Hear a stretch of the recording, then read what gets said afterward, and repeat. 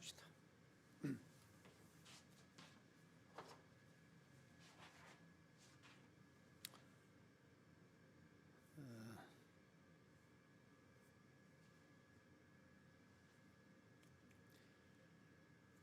그럼 이제 교회사를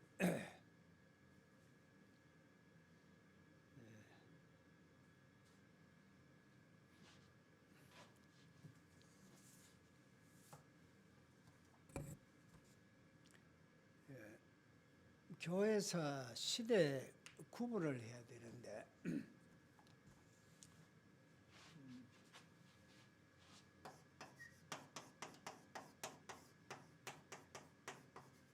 초대 교회사,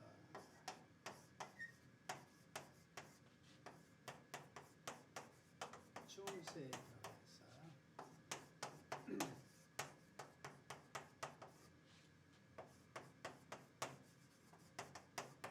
이렇게 이제 구분을 합니다. 이것은 예수님 탄생으로부터 590년까지를 초대교회를 이렇게 해주고 590년에서 1517년을 중세교회에서 잡아주고 1517년에서 오늘날까지를 근현대교회서라 이렇게 잡아줍니다. 그 이유는 이 590년에 그리고리 1세가 등장을 합니다.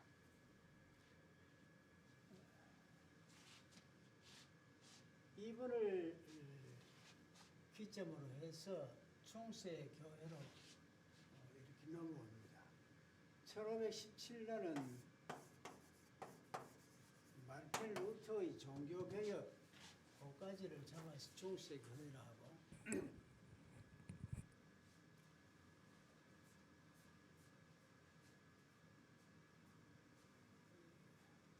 루터 종교개혁 이후에서 지금까지를 근현대교회에서 이렇게 보통 잡아줍니다. 그럼 이제 초대교회에서는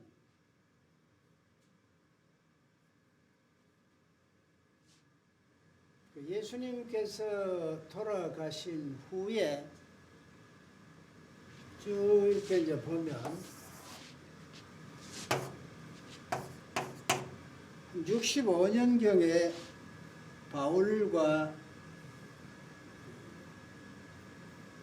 베드로가 사망을 합니다. 이건 이제 100년, 200년, 300년, 400년 이렇게 기간을 잡아준다면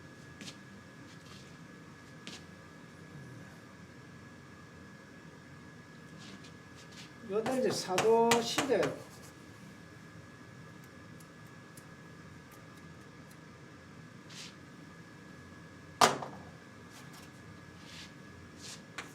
이 사도 시대가 됩니다. 그럼 이제 사도들이 65년을 해서 끝이 나니까 요 이후를 속사도 시대라 이렇게 해줍니다. 사도들한테 직접 따라다니면서 신앙생활을 했던 그러한 자들이 이제 속사도 시대입니다. 그럼 이제 100년에서 한 200년 이 사이에 어떤 일이 이제 벌어지느냐 하면 300년까지 잡아줘 봅시다. 로마의 그 박해가 아주 심합니다. 또 한편으로는 교회 자체 내에 여러 이단 사상들이 나옵니다. 그러니까 내적으로는 이단 사상, 외적으로는 로마의 박해. 이 가운데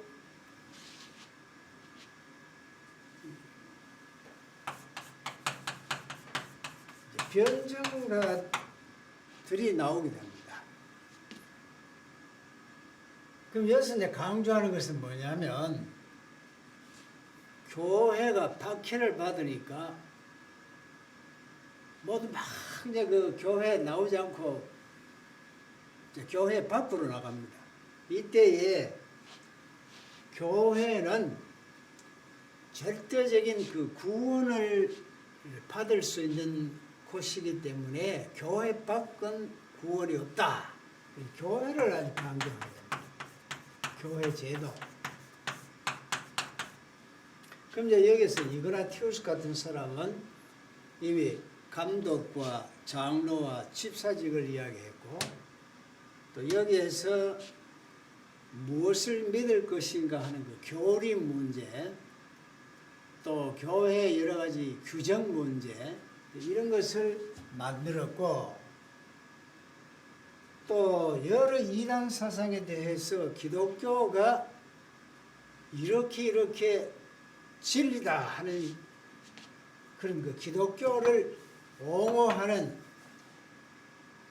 그런 이제 변증가가 나오게 됩니다. 그 다음에 이제 313년에 콘스탄틴 대제가 기독교를 공인함으로써 이제 이후로는 교리 논쟁이 벌어집니다. 이 교리 논쟁에서 특히 니케아 종교회의 또 켈케탄 회의 이런 것이 뒤에 오게 되죠. 크게 이제 이렇게 잡아놓고 하나하나 지금 살펴보도록 하겠습니다.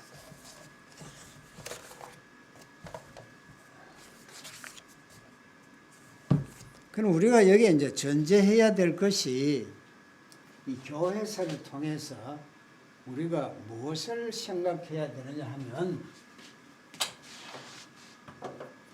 복음과 비복음의 관계입니다.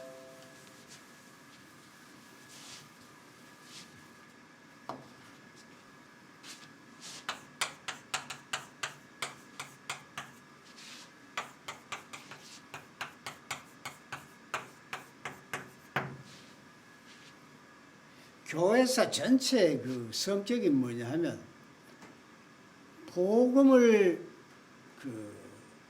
옹호하기 위해서 지키기 위해서 얼마나 노력해 왔는가 하는 것이 교회사를 통해서 우리가 발견할 수 있습니다. 일단 그 초대 교회에 복음을 왜곡시키는 세 가지의 큰 사상들이 있었습니다. 하나는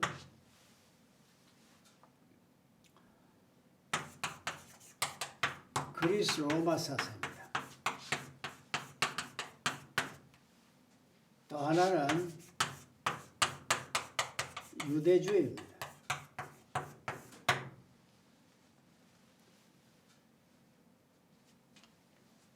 근데 나중에 또 하나는 뭐냐면 이건 그 후대입니다만은 그 이슬람교입니다.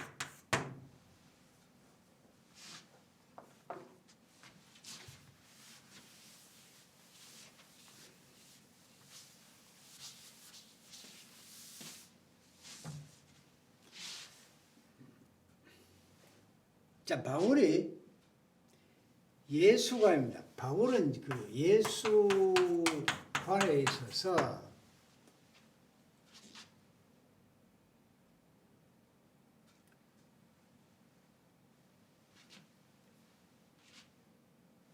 이렇게 해볼까요?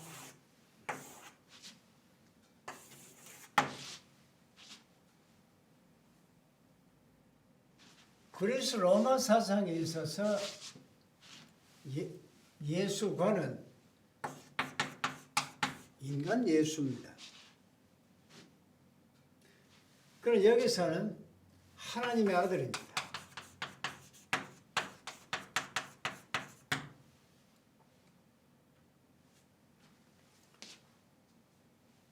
그런데 이 믿음은 이 구원의 문제에 있어서 바울은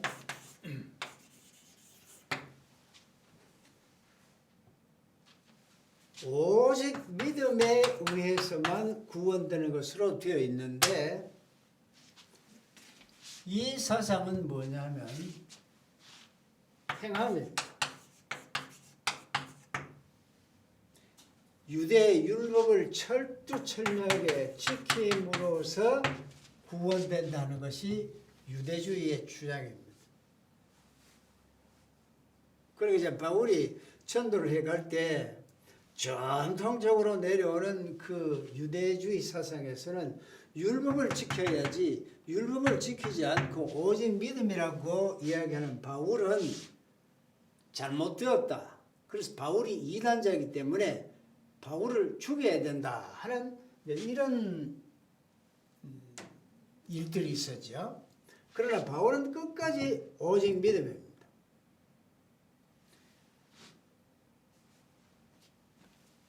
또 인간을 우리가 이제 볼 때 인간은 인간과입니다. 바울은 인간은 아무것도 할 수 없는 그 원죄를 갖고 있는 불가능의 존재로 봤습니다. 그러나 이 로마 사상에서는 할 수 있다 하는 이런 사상이 있죠. 그리고 소위 이제 앞으로도 공부해 나가면 알 수 있듯이 자유의지라는 인간 쪽에서 구원을 받기 위해서 이렇게 할 수 있다는 사고방식들이 그리스 로마 사상에서 나옵니다. 소위 말하는 헬라 철학입니다. 그러나 바울의 입장에서는 할 수 없답니다.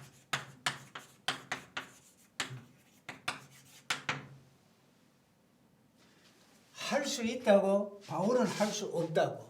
이 근본적인 차이가 있습니다. 이게 이제 교회사에서 보면 계속 이것이 서로 싸워옵니다. 유대주의 뭐냐? 율법을 실천할 수 있다는 겁니다. 실천할 수 있기 때문에 하나님께서 율법을 주셨다. 이런 입장이고, 바울의 입장은 뭐냐? 율법을 실천할 수 없다. 율법은 우리 인간이 죄인이라는 것을 알게 하는 거울 역할이지 율법 그 자체로서 구원될 수 없다 하는 겁니다. 그러니까 이게 그리스 로마 사상과 유대주의 사상이 계속 복음을 변질시키려고 했고, 기독교에서는 이 복음을 지키려고 했고, 이 양자 사이가 계속 이어져 오는 것이 교회사입니다. 우리가 교회사를 공부하면서 이것을 항상 염두에 둬야 합니다. 그 다음에 나중에 이슬람교 이건 뭐냐 하니까 한쪽은 칼이고 한쪽은 성서니까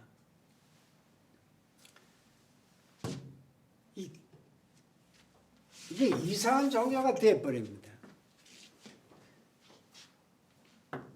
기독교에는 오직 사랑인데 이 이슬람교에서는 이 어떤 사랑을 강요하는 쪽에 칼이냐 아니면 성서냐 이런 양자를 가지고 이슬람교가 등장하는데 이것이 항상 바울을 괴롭혔던 그 사상들입니다.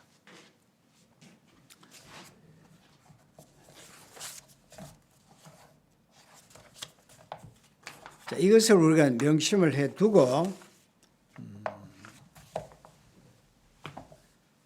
자, 그러면 이제 초대교회사 배경을 우리가 공부를 해야 되겠는데 초대교회사 배경으로서는 그리스 로마 사상입니다. 우리가 이제 그리스 로마 사상을 알아야만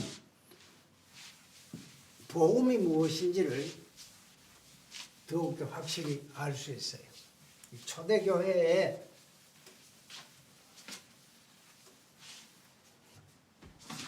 우리가 그 배경을 첫째 그리스 로마 사상 이게 언제냐 하면 보통 이제 헬레니즘이라고 말하는데 앞으로 이제 신학 공부를 해 나가면 이 헬레니즘, 헬라 사상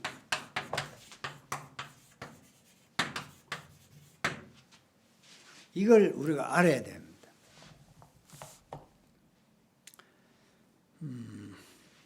보통 이제 BC 330년에서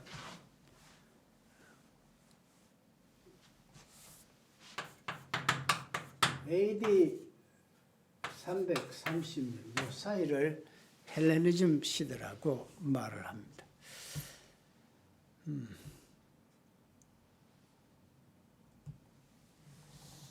여기 이제 알렉산더 등장입니다. 알렉산더 대왕이 20세에 전 유럽을 이제 등장해서 전 유럽을 장악을 합니다.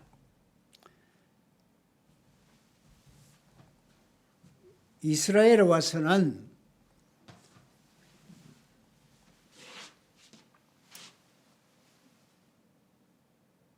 그 헬라어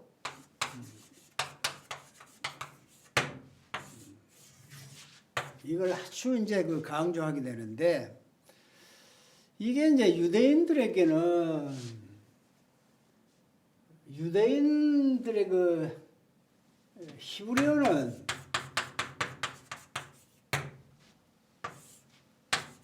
아주 영적인 그런 언어로 되어 있는데 헬라어는 아주 혼적인 그런 언어라 해서 굉장히 이 사람들이 자부심을 갖고 있습니다. 그 알렉산더 대왕이 헬라어 정책을 가지고 아주 이제 헬라어를 사용하도록 하죠. 이렇게 되니까 유대인들에게는 생명의인 영적인 이 언어를 사용 못하는 것은 바로 하나님을 잃어버리는 그런 것과 마찬가지이기 때문에 반감을 갖고 있었습니다. 그렇지만은 이 알렉산더의 헬라어 정책에 영향을 받지 아니할 수 없었습니다. 그리고 전체 이제 그 헬라화 시키기 위해서 계약 결혼을 시킵니다. 토착인들에게 혼인을 강요하고 또 히브리인들을 이집트로 이주시키기도 하고 이런 식으로 해서 알렉산더가 헬라어 정책을 사용하는데 그러나 이게 아주 강압적으로 하지 않고 아주 유화적으로 히브리인들을 이렇게 대했습니다. 한 15년간 열심히 그 알렉산더가 통치를 하다가 그 다음에 등장한 것이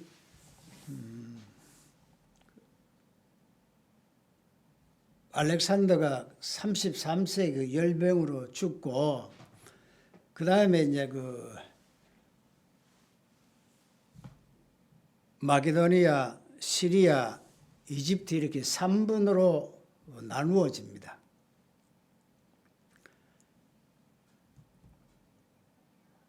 그리고 나중에 이제 그 로마가 또 정복을 하죠.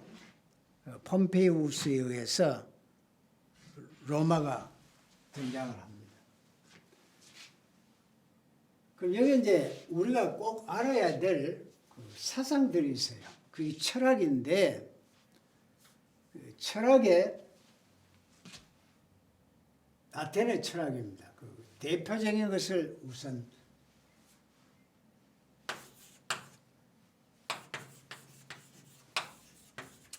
소크라테스 사상이고 또 하나는 플라톤 사상이고 또 하나는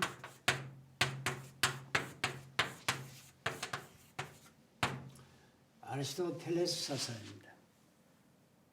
그 요 앞에 이제 이야기는 무슨 이야기냐 하면 알렉산더가 정복하고 그 다음에 이제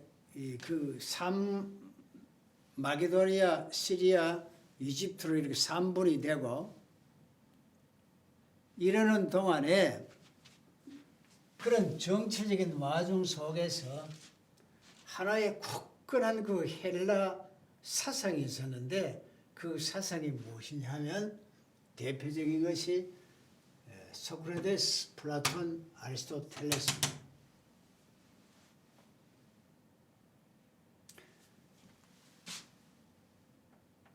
이것이 알렉산더 때였다면 그 다음 후에 이제 로마가 정복하고 로마 때엔 또 어떤 사상이 있나 하면은 스토아 사상 대표적인 것이 스토아하고 에피큐르스 사상입니다.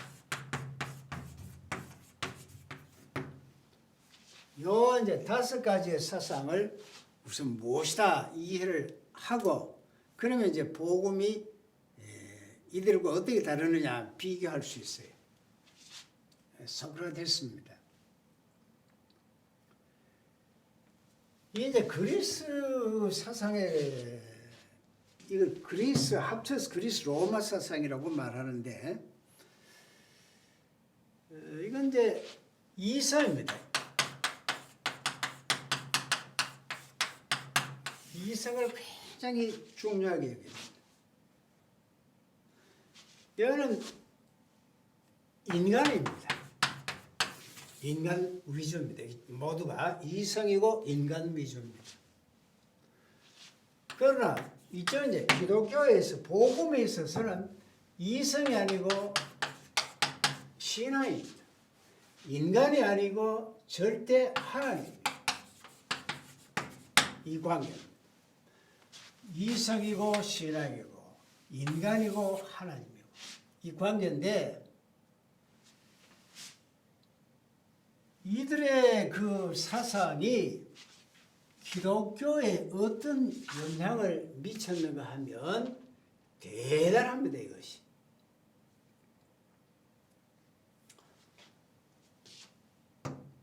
그 이제 기독교 사상가들이 변증가들이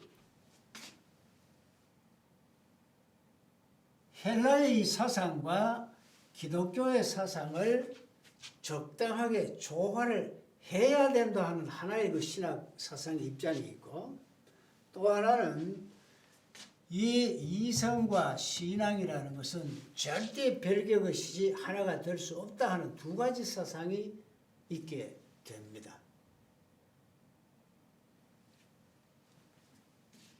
자, 여기서 또 하나 이제 이 소크라테스, 플라톤, 아리스토텔레스 이전에 하나를 더 알아야 될 것이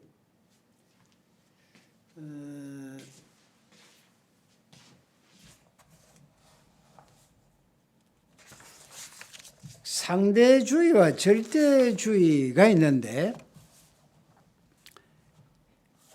헤라클레이토스하고 파르메니데스 이 2사람이 있어요. 헤라클레이토스는 모든 것이 변한다 하는 그런 입장이고 또 파르메니데스는 변하지 않는다 하는 그런 주장이 있는데 여기 굉장히 중요하거든요.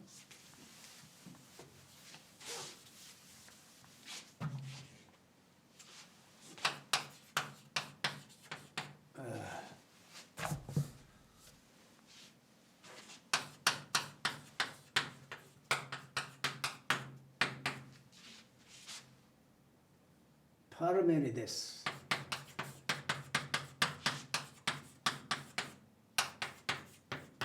여기 2사람이 고대 철학으로 올라가면 이 2사람이 있는데 헤라클레이토스는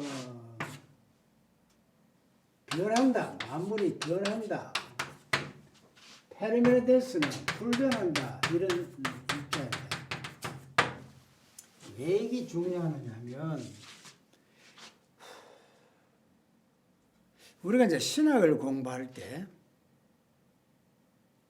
시대에 따라서 항상 신학이 변해 나간다 하는 그런 입장을 하나 둘 수가 있어요. 또 하나는 절대로 불변한다.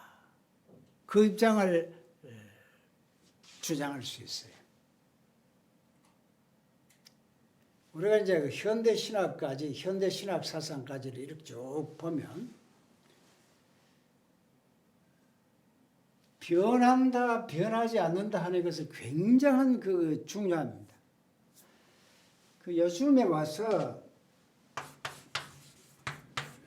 텍스트와 컨텍스트라는 그런 말이 있는데, 텍스트는 성경입니다. 성서입니다. 말씀입니다. 컨텍스트는 오늘날의 우리 상황입니다. 여기서 신학 노선 중에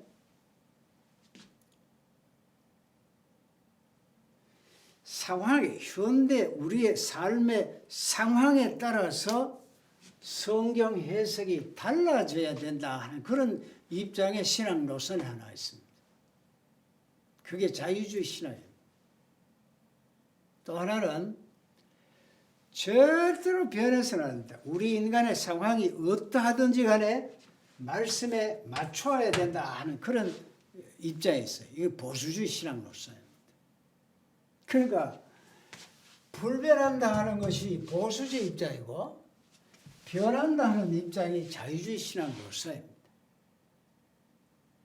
그러니까 옛날에 그 헤라클레이토스와 파르메니데스의 입장이 고대 것이기 때문에 우리하고는 관계없다 이것이 아니고, 이와 같은 근본적인 사고가 오늘날 우리가 신앙하는 입장에서도 그 줄기가 같습니다. 그래서 이제 헤라클레이토스 부연하고 불변한다 하는 그런 입장인데, 자 이제 여기서 이 고대에서 이제 이렇게 그리스 사상으로 넘어오면 이성, 인간, 신앙, 하나님 이렇게 이제 서로 견주어 볼 수 있어요. 자, 그럼 이제 소크라테스 사상을 잠시 언급합니다.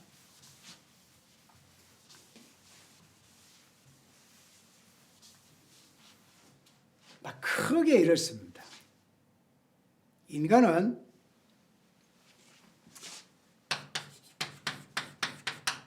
최고의 선에 도달할 수 있는데, 이것은 어떻게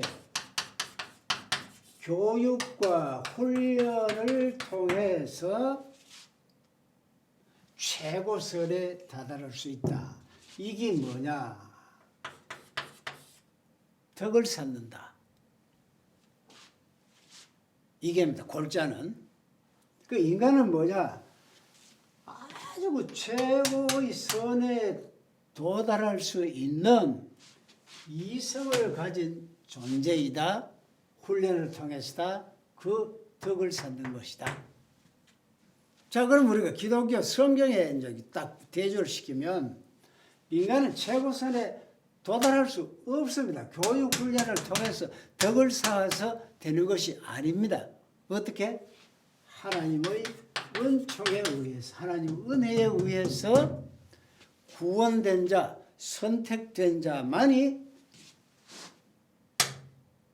최고선이 아니고 하나님의 자녀가 되는 그 영광에 참여할 수 있는 것으로 되어 있고, 교육 훈련이 아닙니다. 오직 믿음, 선물로 주셔서 되는 것이다. 이렇게 이제 비교할 수 있습니다. 또 하나, 플라톤입니다. 소크라테스 제자인데, 이제 세계를 어떻게 나눴나? 세계과입니다. 세계과는 이원론적 세계과인데, 이게 뭐냐면 이데아계가 있고 현상계가 있다. 둘로 나누어 생각합니다. 이데아계는 완전한 그런 세계고 현상계는 변하는 그런 세계인데, 그럼 인간은 뭐냐? 이 이데아계를 바라보면서 살아가는 육을 입은 그런 존재다. 그러니까 육과 혼을 가진 존재인데, 육은 혼을 담고 있는 그릇이다. 나중에 이 육이 없어지면 혼은 영원한 어떤 곳으로 간다. 그것이 영혼 불멸설입니다.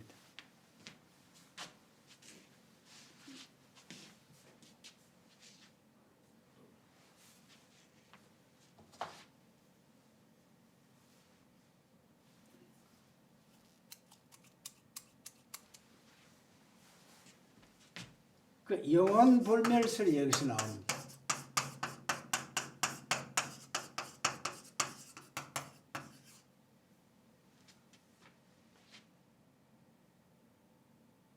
그럼 인간은 어떻게? 인간은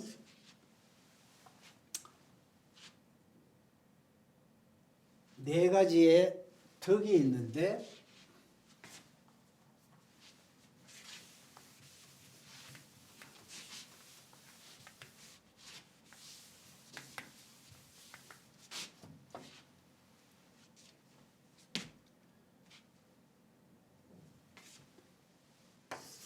자, 우선 이데아 봅시다.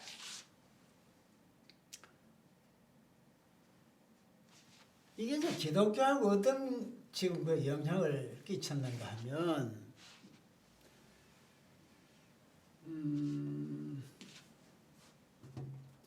이쪽에 이제 중세 때 오면 토마스 아퀴나스가 나옵니다.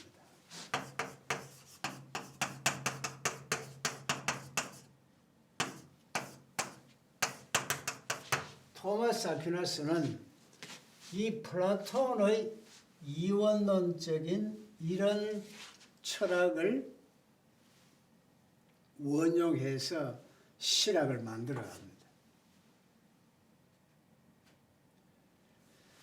그 다음에 그 영혼불멸설, 이것이 기독교에 잘못 이렇게 전해져 가지고 우리가 이 땅에 이렇게 살다가 육은 죽고 나면 우리 영혼은 하나님께 간다, 그렇게 쉽게 생각하는데, 그것이 플라톤의 이런 사상의 영향입니다. 그 기독교에서는 영혼 불멸설이 아니고 부활론, 영과 몸이 같이 부활하는 것으로 되어 있습니다. 이원론적으로 안 나눕니다. 몸입니다. 그냥 신령한 몸으로 부활합니다. 그 다음 플라톤은 여기 역시 이제 덕을 쌓으면 최고의 설에 다다른다 하는 소크라테스의 그 영향을 받아서 사람을 이제 이렇게 세 부류로 나눕니다. 첫째 부류는 그 욕심받았다, 그 욕정에 그런 속하는 부류의 인간들이 있고, 또 하나는 그 아주 용기, 열정에 불타는 그런 부류의 사람들이 있고, 또 하나는 이성적인 그런 부류의 사람들이 있는데, 이것은 생산자 계급에 속하고, 이것은 군인 경찰 계급에 속하고, 이것은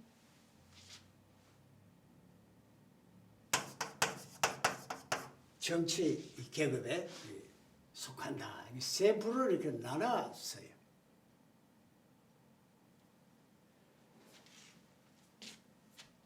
그런데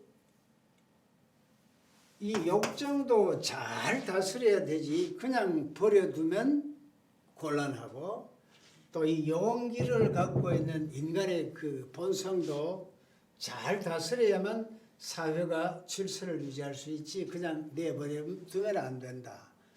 이것도 잘못하면 사람 속이는데 된다.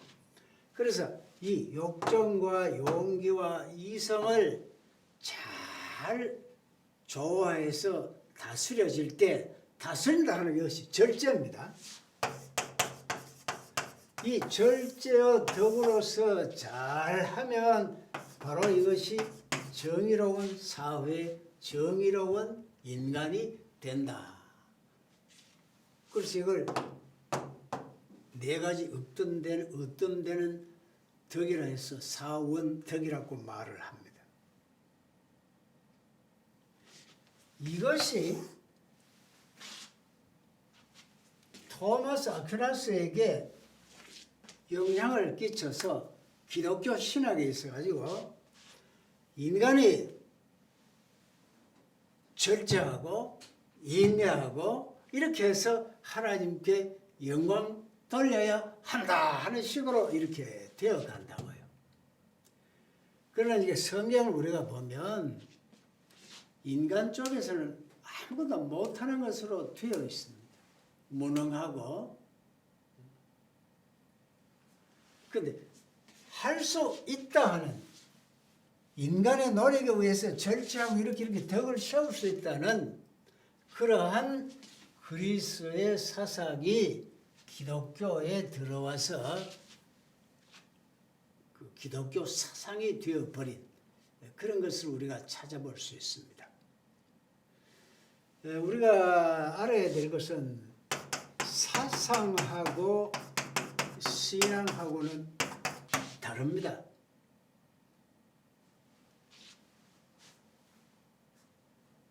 사상을 신앙으로 오인하면 안 돼요. 사상은 그저 사상이지 신앙은 아니다 하는 거. 그 다음에 아리스토텔레스입니다.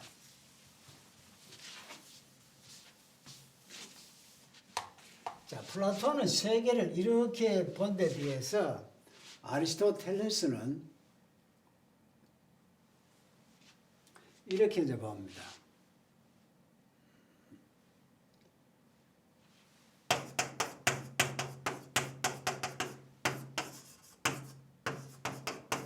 진료 형상 이렇게 보죠. 뭐냐면 이건 이제 칠판은 눈에 보이니까 형사입니다. 예를 들어서 칠판은 형사이고 이 칠판 되게 한 진료가 있습니다. 재료지요. 그럼 예를 들면 이게 칠판이다. 칠판 되게 한 진료는 나무다 해봅시다. 나무다. 나무는 눈에 보이니까 진료고 또 나무 되게 한 진료는 산에 있는 목재입니다. 산에 있는 목재는 눈에 보이니까 진료고 또 그 되게 한 근원이 있잖아요. 그래서 가장 최초의 진료를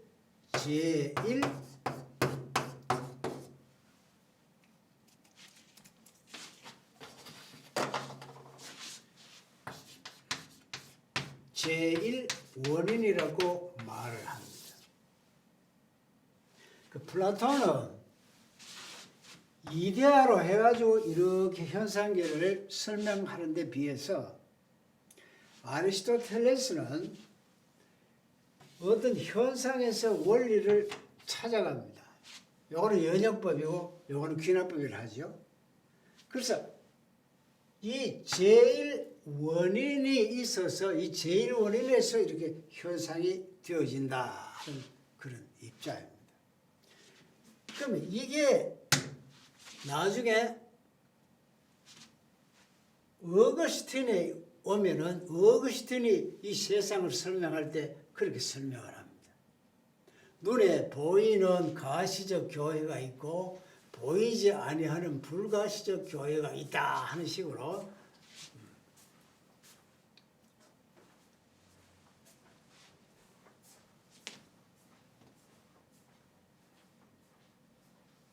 그 다음에 이 인간을 이렇게 영혼과 영혼 불멸설을 이야기했듯이 아리스토텔레스 역시 인간이 애쓰고 노력하면은 최고의 선 경지에 이른다 하는 것을 역시 또 주장합니다. 그것이 이제 중용의 덕이라 하는 거죠.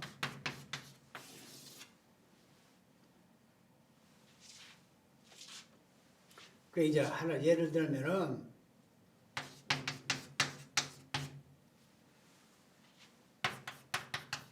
겁도 적당히 내야 되는데 너무 겁을 내지 않으면 비겁해지고 너무 겁없이 덤비면 그게 만요이 된다. 그래서 중간에 것은 용기다. 또 소비를 이야기할 때 너무 소비를 하게 되면 낭비가 되고 너무 소비를 하지 아니하면 인색해지고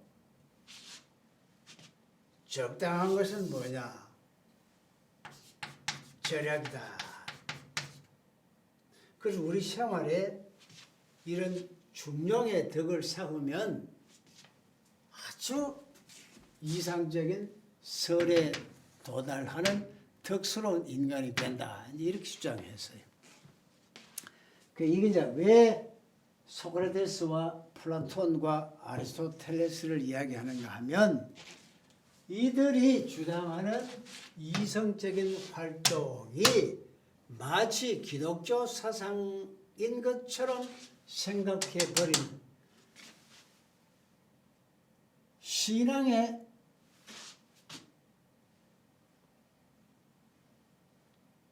들어와서 기독교 하나의 그 사상을 형성하는 데에 큰 영향을 미쳤습니다. 신앙은 아니고 기독교 사상화에 많은 영향을 주었기 때문에 그렇다. 그 다음부터 그 중요한 그 하나가 그 스토아 사상입니다.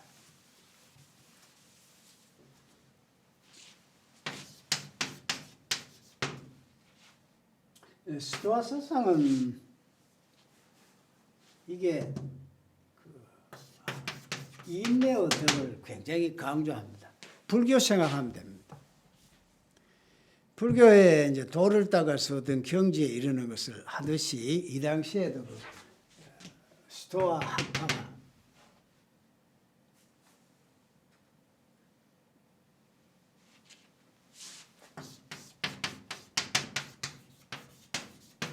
에피큐로스 학파가 있었는데 사도행전 그 읽어보면 바울이 전하는 그 복음을 듣고 그 바울이 전하는 것이 이제 스토아 사사이가 에피큐로스 사사이가 우리가 이해를 못하겠다 이런 그 내용이 나옵니다만은 이건 이제 우주의 원리대로 참으면서 살자 그것이 바로 행복이다 하는 것이고 이것은 뭐냐면 참지 말고 적절하게 어떤 쾌락을 추구하면서 살아가는 것이 바로 덕이다. 이거는 참고 이건 적극적으로 쾌를 추구하고 이 근본적인 차이가 있어요. 이것이 기독교에 영향을 입힌 것이 참는 것이 신앙이다. 혹은 적극적으로 쾌를 추구하는 것이 마치 신앙인 것처럼 그렇게 착각하도록 만드는 영향이 스토아와 에피큐로스입니다.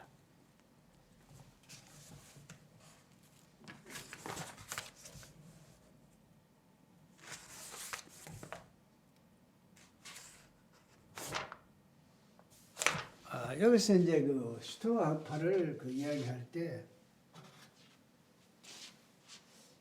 왜 인내하고 인생에 주어진 고를 받아들여야 되느냐 하면 이 우주를 다스리는 하나의 그 근본적인 원리가 있는데 그 원리가 로고스입니다.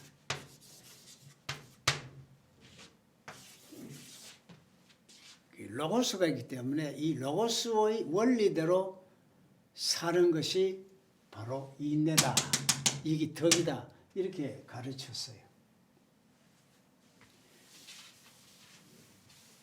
그런데 이 로고스가 성경에 요한복음 1장 1절에 태초에 말씀이 계시니라, 이 말씀이 하나님과 함께 계셨으니 말씀이 곧 하나님이시라, 이런 구절이 나옵니다. 이게 스토아의 로고스 사상하고 연관이 있기도 하고 없기도 합니다. 그 뭐냐면 이 로고스는 두 가지 의미가 있어요. 첫째가 이제 헬라적 사고에서 로고스입니다. 스토아가 말하는 로고스입니다. 하나는 이제 그 히브리적 사고입니다.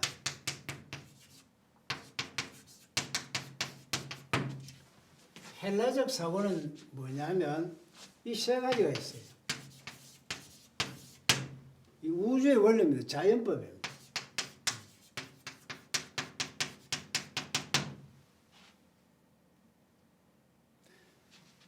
또 하나는 뭐냐면 윤리.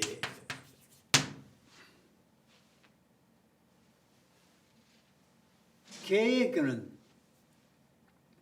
윤리 도덕이 없잖아요. 인간에게만 도덕이 있습니다. 그게 뭐냐? 그게 바로 로고스입니다. 원리가 로고스라고 시청하게 했어요. 또 하나는 뭐냐면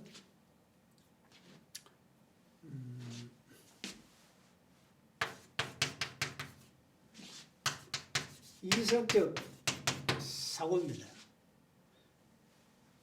개에게는 하나당 하나가 될 수 없습니다. 인간에게만 됩니다.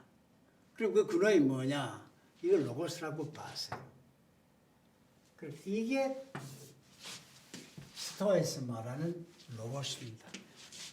히브리적 사고는 로고스는 그 말씀 그 자체입니다.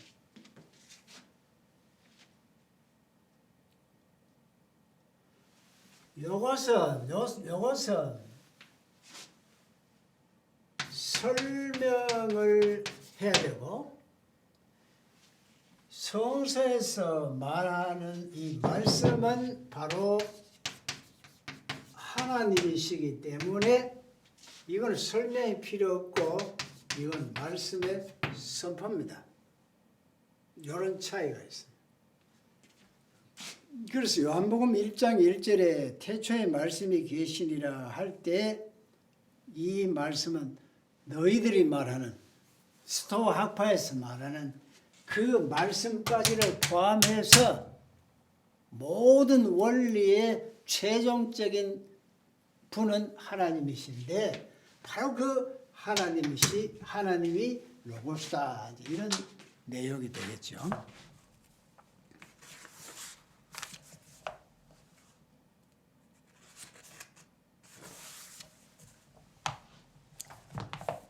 이렇게 되다가 또 하나 이제 우리가 알아야 될 것이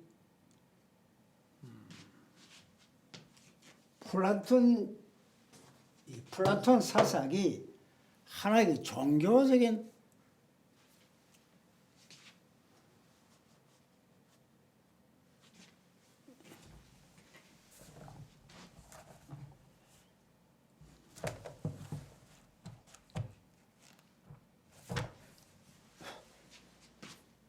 그럼 이제 좀 쉬다 해요. 오케이.